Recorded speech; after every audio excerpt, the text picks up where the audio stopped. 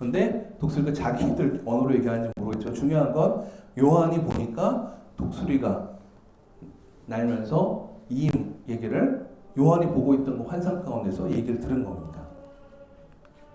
땅에 거하는 자들이 누구인가? 누가 땅에 거하는 자들이라고 하였는가? 그죠? 궁금하시지 않으세요? 땅에 거하는 자들은 계시록에 7번에서 8번이 인용이 되는데요. 모두 다 부정적인, 믿지 않는 사람들을 표현을 할 때 땅에 거하는 사람들이라고 얘기합니다. 그 얘기는 뭐예요? 지금 재밌는 표현을, 지금 4번의 재앙을 봤죠. 그죠? 4번의 재앙을 보고 나서 나머지 3번의 재앙이 더 임한다는 거예요. 누구한테 화가 있다고요? 땅에 거하는 자들. 그리고 여기 누가 지금 생략이 돼 있어요?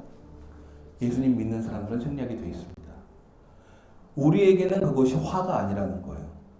우리에게는 그것이 화로 다가오지 않는다는 것입니다. 이게 참 이해를 해야 되는 부분이에요. 이런 재난들이 보기엔 굉장히 무서워 보이지만 사실 생각해 보시면 초대교회, 이 글이 쓰였던 당시의 초대교회 역시 아주 무시무시한 일들이 일어나고 있었습니다. 앞에 보시는 그림대로 크리스찬들이 잡혀오면 어떤 일이 일어났어요? 네로 때는 이런 콜로세움에 가서 사자나 호랑이나 이런 맹수들을 며칠 동안 굶주린 다음에 얘들을 그냥 밥으로 풀어주는 이런 일도 있었고요. 또 이제 잘 보시면 여기 이제 이렇게 타고 있는 게 사람입니다. 사람. 이거 실제로 일어났던 일은 네로의 궁전에서 일어났는데 사람을 해놓고 말 그대로 못으로 박아놓거나 꼬챙이로 뚫어놓은 다음에 그 시체를 태웠습니다. 이렇게. 이것이 네로의 궁전에서 실제로 일어난 기록도 있어요. 그러니까 여러분 굳이 해가 3분의 1이 어두워지지 않더라도 무엇 때문에 사람이 죽는 일이 일어났습니까? 예수님을 믿는다는 이유로 먼저는 경제가 어려워졌고요.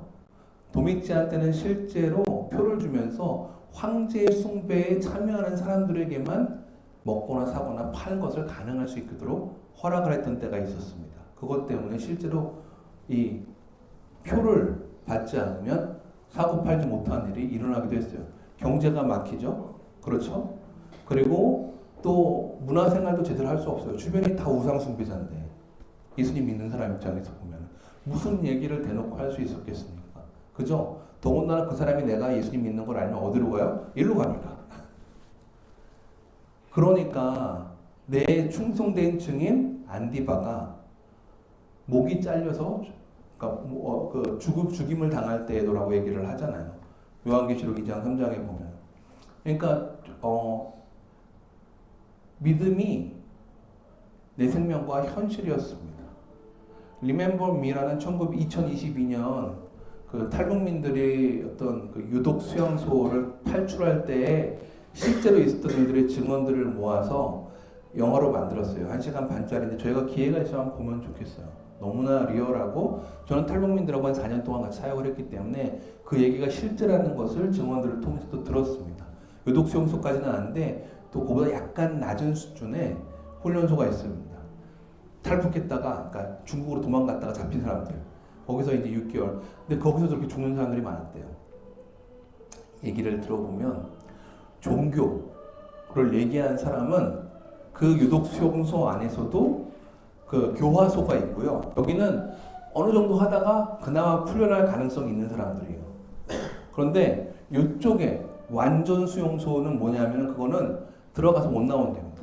말 그대로 교화 가능성이 없다. 여기에 누가 해당되느냐? 북한에서는 크리스찬, 예수님을 믿는 사람들이 다 이쪽에 해당됐습니다. 여러분 그 시대가 온다는 얘기를 요한계시록은 하고 있어요. 그러니까 예수님을 믿는다는 것으로 말미암아 잡히면 죽을 수도 있는.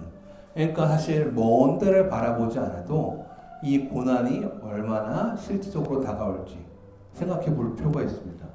이렇게 고난이 오게 됐을 때 결과적으로 아까도 보여드렸지만 땅에 거하는 자들에게 화가 있다는 얘기를 왜 하셨을까요? 그 얘기는 이 고난들을 통해서 결과적으로 우리가 드러나는 것이 믿음이기 때문입니다. 같이 한번 볼게요.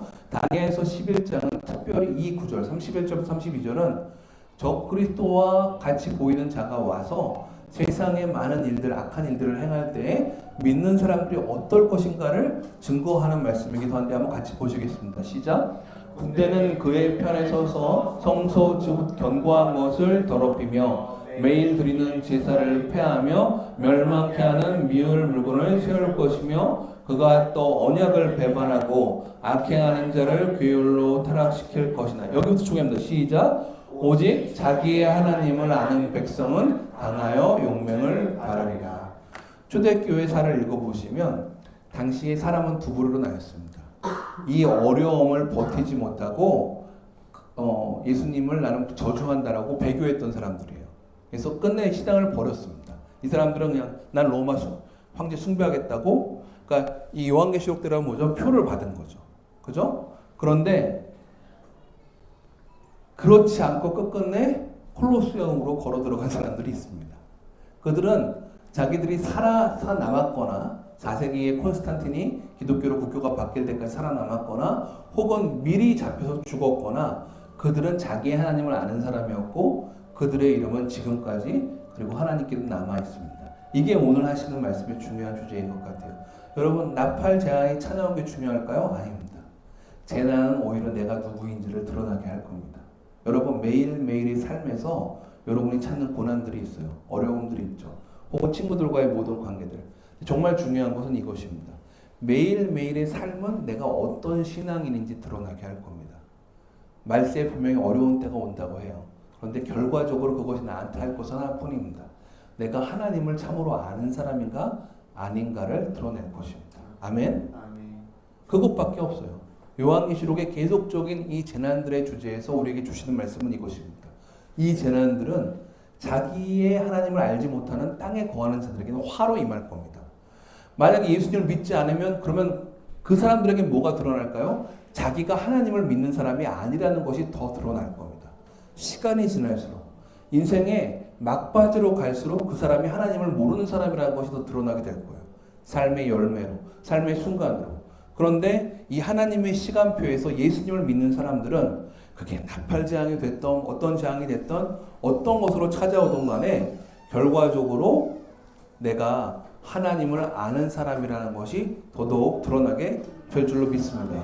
그럼 지금 오늘 내가 해야 될 일은 무엇입니까? 내가 하나님을 알고 있는가? 오직 자기 하나님을 아는 백성이라야 강하여 용맹을 바란다고 합니다. 내가 게을르지 않고 나는 정말 예수를 아는 사람인가? 나는 정말로 예수를 믿는 사람인가가 매일매일의 삶에 드러나는 삶을 사는 것. 이것이 우리에게 있는 복음이고 우리에게 있는 기쁨인 줄로 믿습니다. 아멘. 그래서 계시록은 결과적으로 수많은 재난 가운데 나는 일어나 강하여 용맹을 발하여 주시옵소서. 수많은 어려움 가운데 주님 저는 믿음을 지키게 하여 주시옵소서. 바로 오늘 내일까지도 기다리지 않겠습니다. 오늘 저는 일어나서 주를 아는 백성으로 강하여 용맹을 바라게 달라고 기도하는 것이 우리의 반응이 되어야 될 줄로 믿습니다.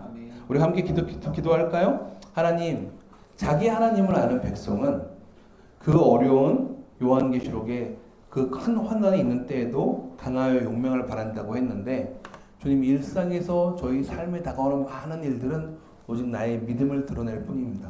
주님 저의 믿음이 굳건하여지게 하여 주시옵소서. 정금과 같이 되게 하여 주시옵소서. 이 자기 하나님을 아는 백성 되게 해달라고 이 시간 다 함께 기도하며 나가겠습니다. 같이 기도하시겠습니다. 하나님 아버지 감사와 찬양을 드립니다. 이라마 카이라마라바바 비비비비비비시키라마 카이라마라바 오 마 카이라마라바 비비비비 하나님